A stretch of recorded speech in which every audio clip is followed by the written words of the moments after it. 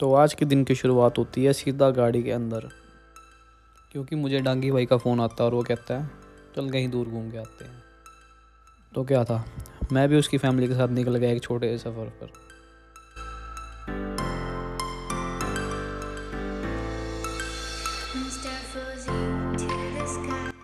हंसते खेलते हम लोग जा ही रहे होते हैं, बट हमारे डांगी भाई को डर लग रहा होता है। क्यों? क्योंकि अंकल अपनी हैवी ड्राइविंग स्किल्स दिखा रहे होते हैं, इसलिए। पर हमें कोई ख़ास फ़र्क नहीं पड़ रहा था। फिर हमने लिया एक छोटा टी ब्रेक और मैंने सोचा कि शहर का शोर भी सुन लिया जाए।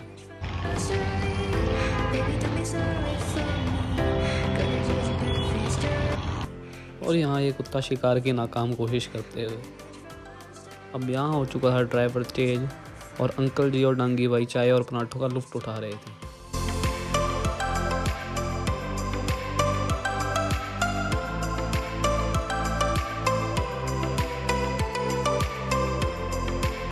Then we continued our journey और हम बातें करते करते पहुँच जाते हैं अपनी डेस्टिनेशन के बहुत पास।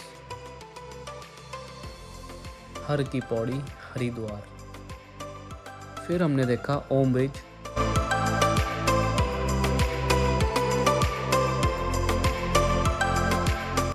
फिर हम पार्किंग में गाड़ी लगा के निकल पड़ते हैं गंगा की ओर। गंगा तो बहुत साफ़ थी, नीले जल के साथ। पर ये क्या, यहाँ के लोगों ने यहाँ का नाश मार रखा है।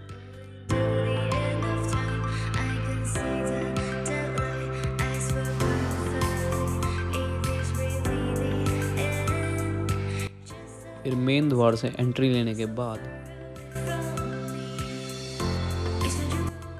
हमें दिखती है विशाल गंगे माता।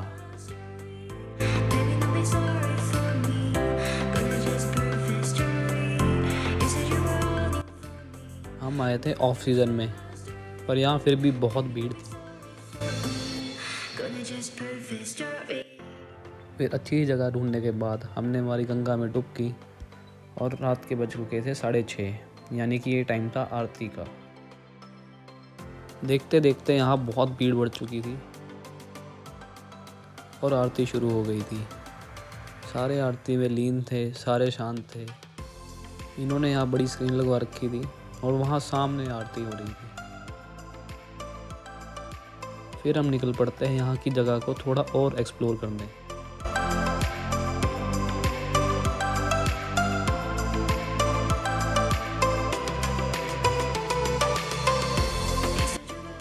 सभी लोग आरती सुन के निकले थे, इसलिए यहाँ पे बहुत भीड़ थी। पैर रखने तक की जगह नहीं थी, इसलिए धीरे धीरे सब आगे बढ़ी जा रहे थे। यहाँ जगह जगह पर भोजनालय थे, छोटे मोटे स्टॉल्स थे खाने पीने के लिए।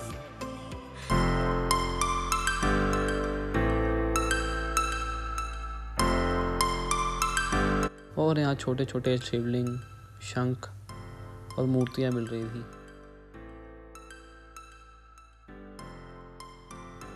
और ये वहीं की मार्केट की एक छोटी सी गली, जहाँ अतरंगी खिलौने मिल रहे थे और अतरंगी चीज़ें मिल रही थी।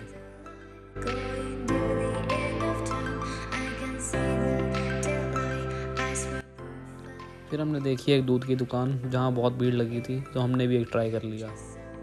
देन हमने ऑर्डर की कुछ कचौड़ियाँ जो बढ़िया थी। यहाँ की यूनिक सर्विंग देख के मैं भी फूड ब्लॉगर बन गया।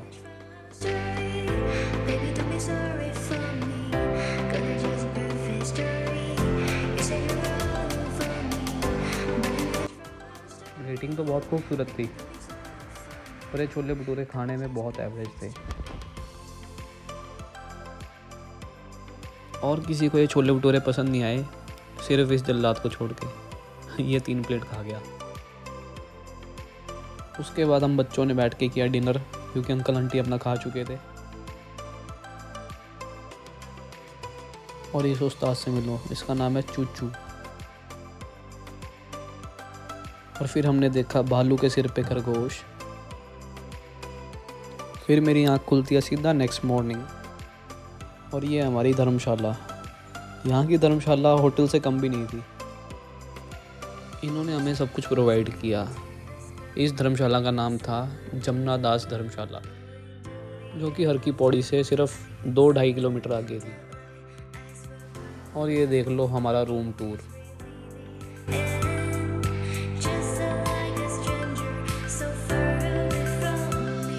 हमने निकलना है नेक्स्ट डेस्टिनेशन के लिए और ये 2 बालक उठने का नाम ही नहीं ले रहे थे। और हमारे सागर भाई को आ रही थी मम्मी की याद। मत रो भाई।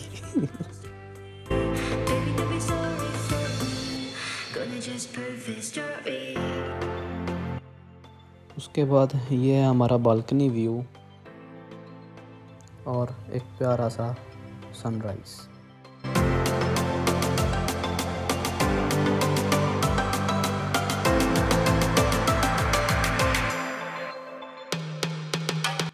उसके बाद हम सीधा पहुंच जाते हैं ऋषिकेश, जहां ये गंगा अपना विशाल रूप ले लेती है।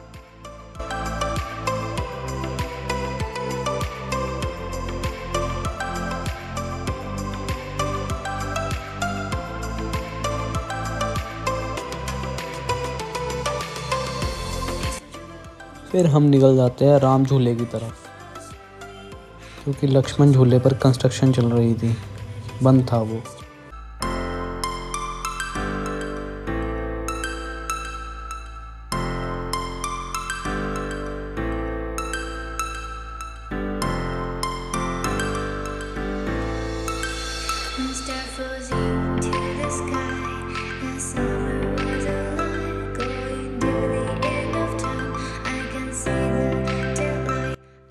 राम झूले पर आते ही हवाएं एकदम तेज़ हो गई थी।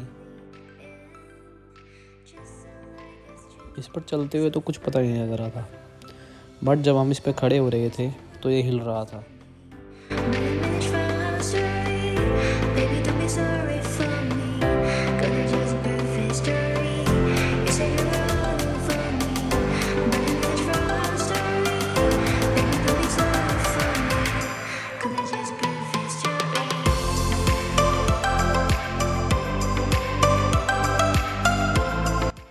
फिर हम आ गए राम झूले के उस पार, गंगा के इस किनारे पर। उसके बाद मुझे, डांगी और चुच्चू को लगी थी भूख, तो हम आ जाते हैं छोले कुलचे लेने, साथ में बनवा लेते हैं चाय। फिर गंगा किनारे बैठकर हम लेते हैं छोले कुलचों का मज़ा। और लिटरली यहाँ बैठकर खाने का स्वाद 10 गुना हो गया था।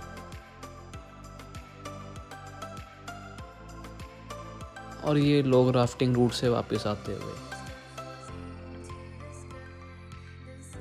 फिर हमने खिलाया मछलियों को आटा, और लिटरली ये मछलियाँ बहुत बड़ी थी, ह्यूज।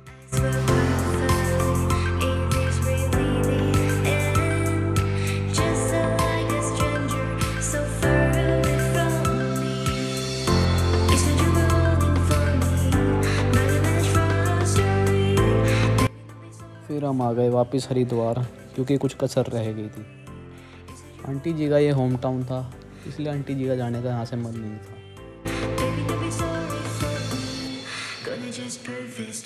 फिर हमने देखी कुछ अतरंगी मिठाइयाँ, जिसमें से मेरी फेवरेट बन चुकी थी ये वाली। इस मिठाई का नाम था मक्खन तरबूज। लंच करने के बाद हमने पी यहाँ की स्पेशल लस्सी, और अंकल मेरा कैमरा देख के सीरियस हो गए थे।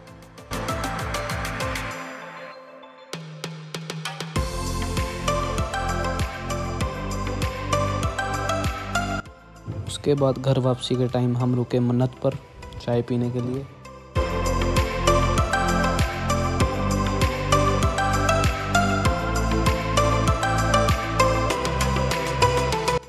उसके बाद बाथरूम में बकैती करने के बाद हमने इस व्लॉग का कर दिया एंड।